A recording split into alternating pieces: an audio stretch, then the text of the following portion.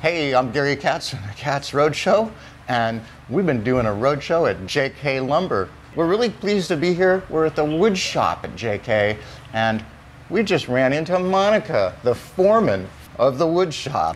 How you doing? Fine, I'm doing fine. Do you call yourself the foreman, Monica? Shop manager. Shop manager, Yeah. all right. Right.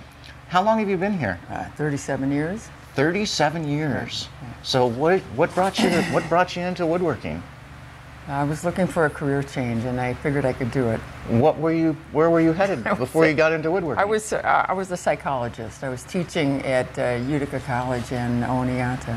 You know, I had finished graduate school, and I was about a year into teaching, and I realized I didn't like it, and so I just decided I wanted to do something else. I knew I could do this, even though I had never done it before. You'd never done woodworking before? No, never done it before. So how did you learn? Did you come here and... On the job. It's really the most efficient way to learn. No kidding? Yes, of course. Were there fellows here that were teaching you? When I started, there were 6 other people in the shop, 6 other guys.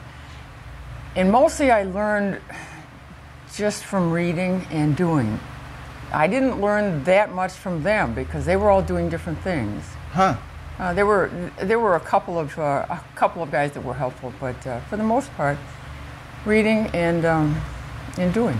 And like, what did you read? Audell's carpentry books or fine home building?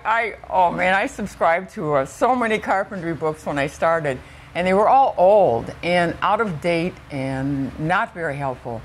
And then fine woodworking came along, and that started that was the major source of information at that time. Huh.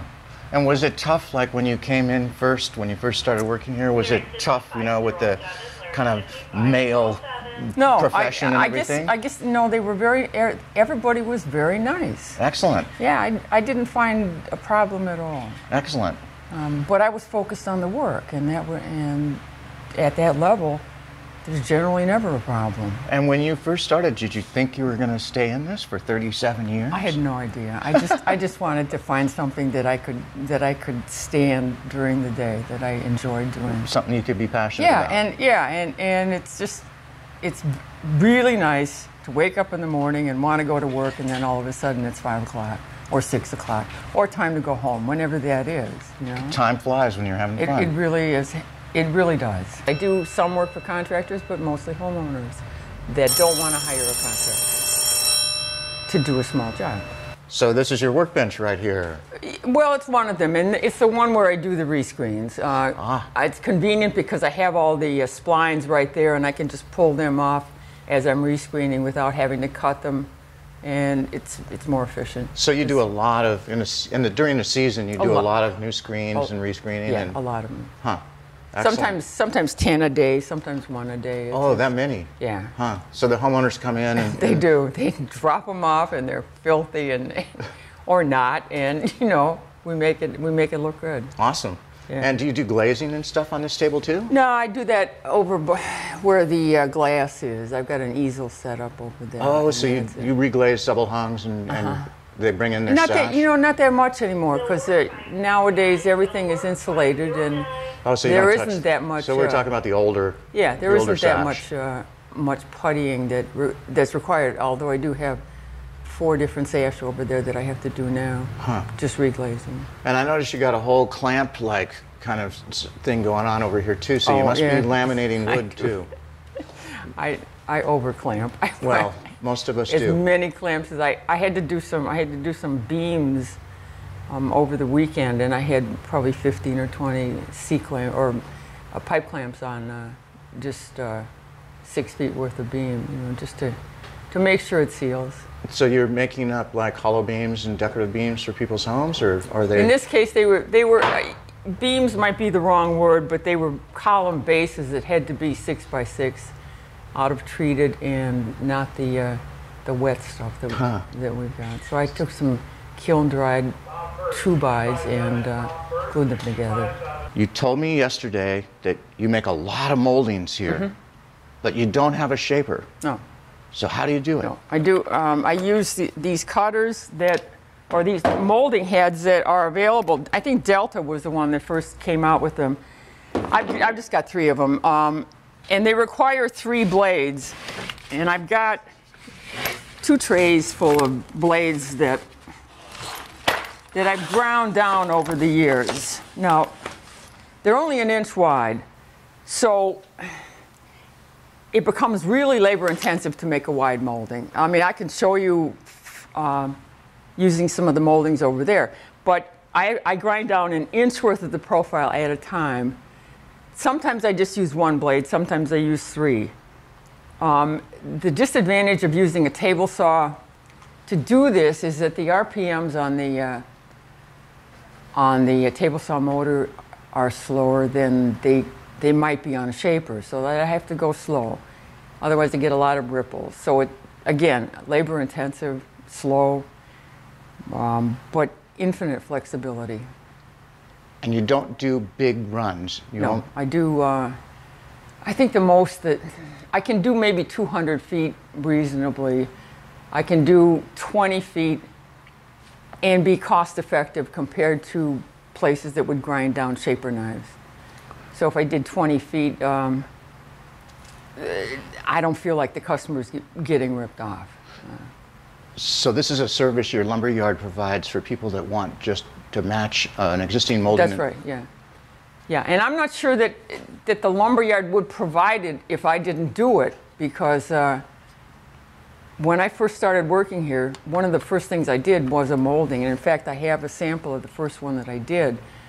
And that was like 2 years after I started. So in terms of skill, I wasn't skilled in a lot of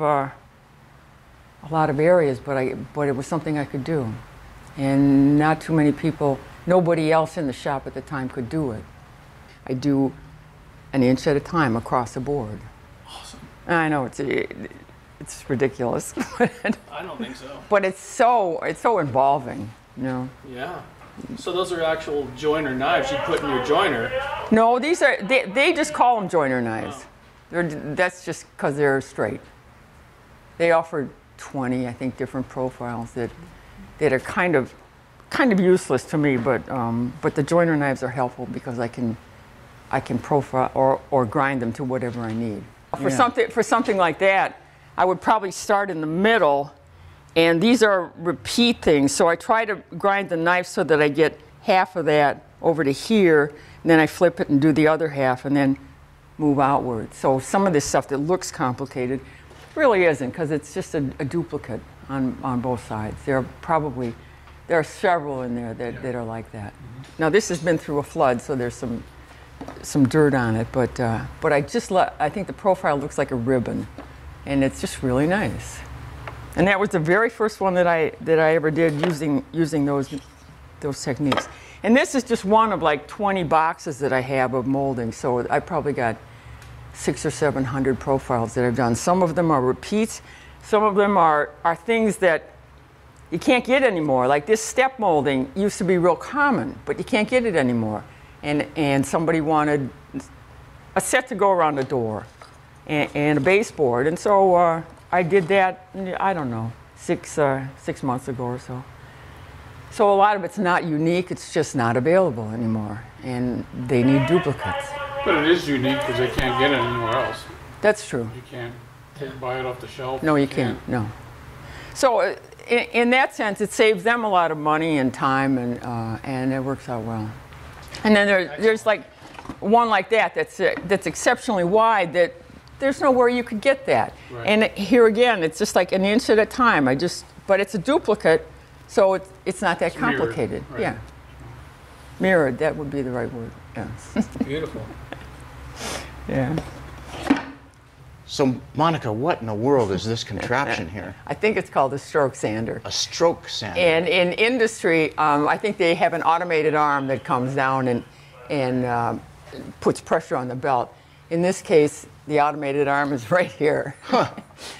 But it's just a beautiful machine because if you glue up a slab, you can put it on here, and as long as it fits on this bed and you can move it back and forth, you turn stuff that would be otherwise unremarkable and average into a beautiful piece of a beautiful slab of wood. Huh. It's just a. So this is just like a It's like a little safety. Yeah, little it's just a safety guard. shield. It's an OSHA. Oh, and safety. that's what the little doors That's on the what other the side, door is for. so the rollers That's and right. so the wheels Yeah. and everything aren't exposed. Right. Huh. Yeah, and I can raise and lower it. I can get down to about 13 inches, I think. So a pretty thick slab. Yeah, or a box if I needed to do the ends of a box. Okay. And you move it back and forth, and you try not to get this in between the belt. Oh, and so since there isn't steady pressure on here, That's you right. actually apply that. with this, and Ah. with a graphite coated cloth. Yeah, Okay. I got it up there. That I ordered. So you set a cloth on it. Well, it's like this stuff here. Yeah, it's a. I don't remember where this company might be in Ohio, but that's what it looks like when I get it, and it's Oh. attached to, or I staple it onto. Oh, and that's a what's on the block. block. Yeah. Okay.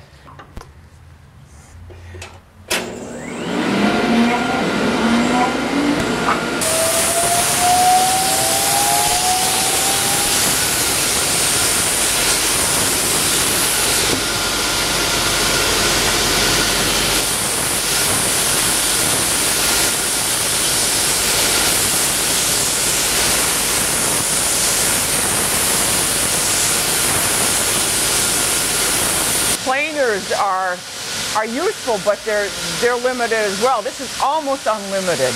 I put pieces that are 6 feet wide on this thing, and as long as I can move it and get parts of it under the belt, it's perfect.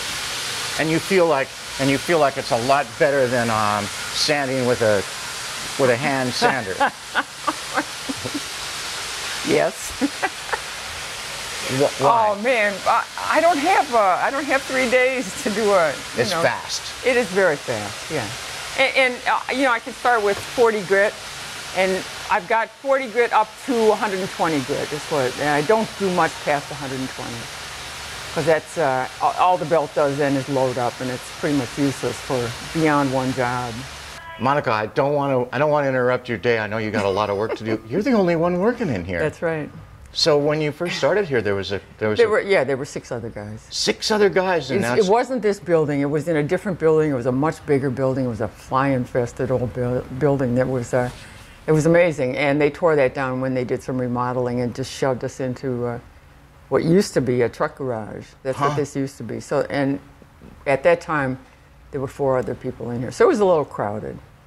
And they've all kind of, some of them have died. Some of them have gone on to other jobs. And I'm the last one standing. The last one standing. Yeah. The last woman standing. The last one standing. All right. Hey, thanks so much for letting us interrupt your day here. Yeah, it's okay. It was nice meeting you. It was my pleasure. Great. Actually, it was. Great. Okay. Take care.